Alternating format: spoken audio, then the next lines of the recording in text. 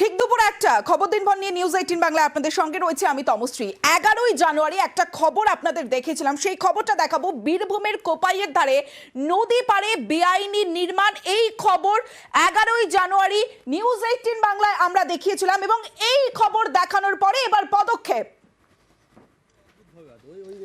বীরভূমের কোপাইয়ের ধারে কিভাবে নির্মাণ হচ্ছিল সেই খবর আমরা দেখাই এবং আজ ঘটনাস্থলে পৌঁছলেন বীরভূমের ডিএলআরও অসীম পাল।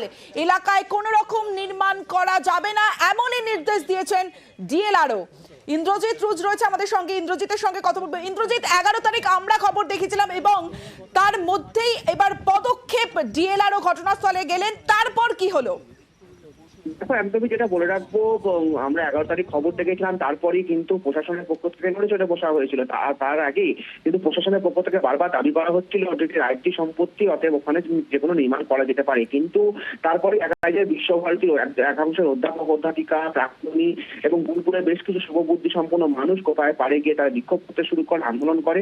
এবং তারপরে আজকে দেখা গেল যে বীরভূম ডিস্ট্রিক্টের যিনি ডিআরও অর্থাৎ জঙ্গি আধিকারিক, তিনি কিন্তু এসে সরজমিনে ঘুরে দেখলেন এবং সমস্ত কাগজপত্র দেখে তিনি কিন্তু নির্দেশ দিয়ে গেলেন যে কাজ অবিলম্বে বন্ধ করতে হবে। কারণ হিসেবে তিনি যেটা দেখাচ্ছেন যে বোলপুর মহকুমার 11টি মৌজাতে একটি সুপ্রিম কোর্টে মামলা চলছে, যেখানে কোনো নির্মাণ করা যাবে না। অর্থাৎ আমরা জানি যে শিল্পী যোগেন চৌধুরী এই একটি মামলা করেছিলেন যে খোয়াইয়ের ওপর অবৈধ নির্মাণ, তার ভিত্তিতেই সুপ্রিম কোর্টের একটি নির্দেশ ছিল কয়েকটি মৌজার মধ্যে একটি হচ্ছে ওই মৌজাটি, অর্থাৎ যেখানে নির্মাণ হচ্ছিল সেখানে কাজ বন্ধ করতে হবে এমনই নির্দেশ দিয়ে গেছেন। যদিও সেখানে যে সমস্ত কর্মীরা ছিলেন তারা ডিএলআরও যখন যান ঘটনাস্থলে এবং রীতিমতো তিনি নির্দেশ দিলেন যে কোনো রকম নির্মাণ এখানে করা যাবে না, কনস্ট্রাকশনের কাজ বন্ধ।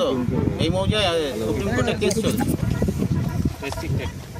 রেস্ট্রিক্টেড মৌজা, এগুলো বন্ধ করুন, আপনার কাজ লোক যেন না থাকে। রবিমোহনপুর রেস্ট্রিক্টেড 11টা মৌজার মধ্যে এটা কি পড়ছে?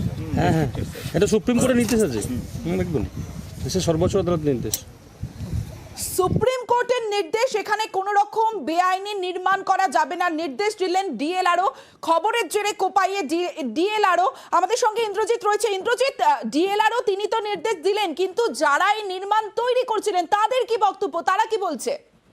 দেখো, এখনো পর্যন্ত তাদের কি বক্তব্য সেটা কিন্তু কোনো কষ্ট হয়নি, কারণ সেখানকার যারা কর্মী ছিলেন তারা কিন্তু নির্দেশ দেওয়ার পরপরই তারা কিন্তু সেই জায়গা থেকে চলে গেছে। যদিও তাদেরকে আমরা জিজ্ঞাসা করার চেষ্টা করেছিলাম আপনাদেরকে কি নির্দেশ দিল, কেন আপনারা চলে যাচ্ছেন, যদিও তারা কোনো কথাই বলতে চাননি। তারা জানিয়েছেন যিনি মালিক, যিনি আপনার নির্মাণ করাচ্ছিলেন তার সঙ্গে কথা বলুন এবং তাকে খুঁজে বার করুন, এই বিষয়টি বলেই তারা কিন্তু চলে গেছে। আর তাছাড়া তারা কিছু বলেনি এবং যে ঘটনাস্থলে কাজটি হচ্ছিল, যে নির্মাণ হচ্ছিল, সেই ঘটনাস্থলে অবিলম্বে যারা কর্মী ছিল, যারা দেখাশোনা করছিল, তারা কিন্তু অবিলম্বে নির্দেশ পাওয়ার পরপরই সেই জায়গা ছেড়ে চলে গেছে। তমশ্রী। বেশ ইন্দ্রজিৎ।